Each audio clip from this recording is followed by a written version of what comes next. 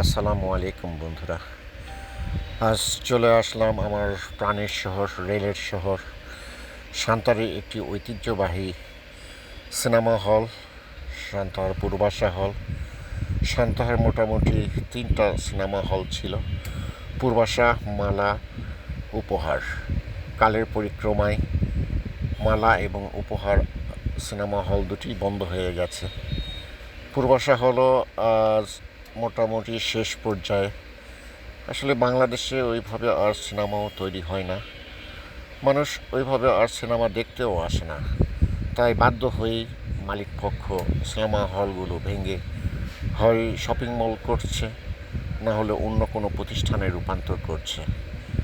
সান্তাহার এবং পার্শ্ববর্তী নওগাঁতে আরও 3টা সিনেমা হল ছিল।